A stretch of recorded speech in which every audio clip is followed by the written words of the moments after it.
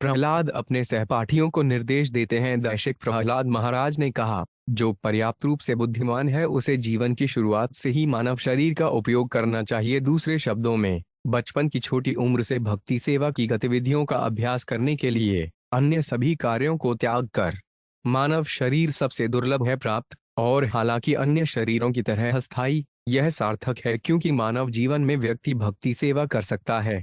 सच्ची भक्ति सेवा की थोड़ी सी मात्रा भी व्यक्ति को पूर्णता प्रदान कर सकती है। जीवन का मानव रूप व्यक्ति को घर वापस जाने का मौका देता है, भगवधाम वापस। इसलिए प्रत्येक जीव को, विशेष रूप से जीवन के मानव रूप में, भगवान विष्णु के चरण कमलों की भक्ति सेवा में संलग्न होना चाहिए। यह भक्तिमय सेवा स्वाभाविक है क्योंकि भगवान विष्णु पूर्ण पुरुषोत्तम भगवान, परम प्रिय, आत्मा के स्वामी और अन्य सभी जीवों के शुभ चिंतक हैं। आर्थिक विकास के माध्यम से केवल इंद्रिय तृप्ति या भौतिक सुख के लिए प्रयास नहीं किए जाने चाहिए, क्योंकि उनका परिणाम केवल समय और ऊर्जा की हानि के रूप में होता है, वास्तविक लाभ के बिना। यदि किसी के प्रयास कृष्ण भावनामृत की ओर निर्देशित हैं, तो वे निश्चित रूप से आत्म साक्षात्कार के आध्यात्मिक स्तर को प्राप्त कर सकता है। आर्थिक विकास में खुद को शामिल करने से ऐसा कोई लाभ नहीं है। इसलिए भौतिक अस्तित्व में रहते हुए एक व्यक्ति जो गलत और सही के बीच अंतर करने में पूरी तरह से सक्षम है, उसे जीवन के उच्चतम लक्ष्य को प्राप्त करने का प्रयास करना चाहिए जब तक कि शरीर मजबूत हो और इससे शर्मिंदा ना हो। घट रहा है, प्रत्येक मनुष्य की आयु अधिकतम 100 वर्ष की होती है, लेकिन जो अपनी इंद्रियों को वश में नहीं कर पाता, उसके लिए आधे वर्ष पूरी तरह से नष्ट हो जाते हैं, क्योंकि रात में वे अज्ञान से आच्छादित होकर 12 घंटे सोता है। इसलिए ऐसे व्यक्ति का जीवन काल केवल 50 वर्ष का होता है। बचपन की कच्ची उम्र में जब सब मोह माया करते हैं, 10 साल बीत जाते हैं।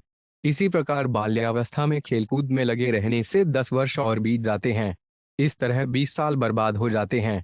इसी तरह वृद्धावस्था में जब कोई विकलांग होता है, असमर्थ होता है, भौतिक गतिविधियां भी करते हैं, 1 और 20 साल बेकार में गुजर जाते हैं।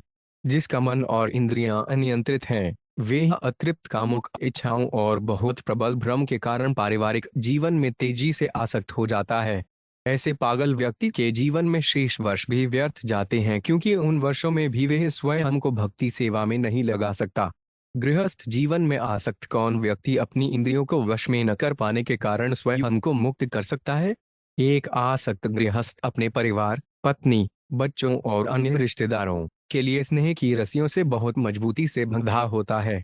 पैसा इतना प्रिय है कि व्यक्ति पैसे को शहद से भी अधिक मीठा समझने लगता है।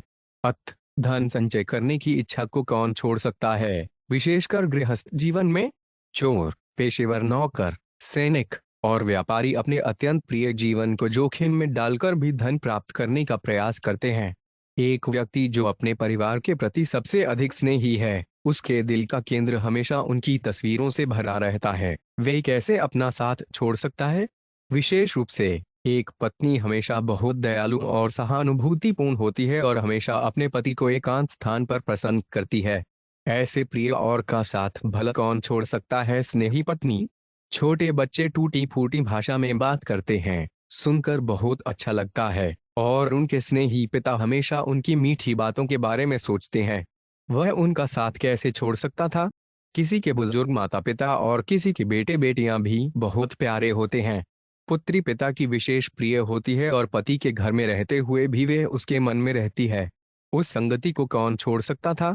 इसके अलावा घरेलू मामलों में घर के फर्नीचर के कई सजावटी सामान हैं, और जानवर और नौकर भी हैं। ऐसी सुख सुविधाओं का त्याग कौन कर सकता है? संलग्न गृहस्थ है रेशम के कीड़े की तरह, जो एक कोकून बुनता है जिसमें वे कैद हो जाता है, बाहर निकलने में असमर्थ होता है। केवल 2 महत्वपूर्ण इंद्रियों जनांगों और जिह्वा की संतुष्टि के लिए एक को बांधा जाता है, सामग्री की स्थिति। कोई कैसे बच सकता है?